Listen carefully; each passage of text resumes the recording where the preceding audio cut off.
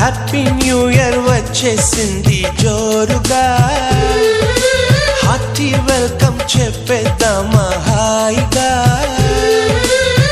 కొత్త కొత్త ఊహల్లో తెలిపోటియా, మనసులోని ఆశల్ని పంచుకో బ్రదర్.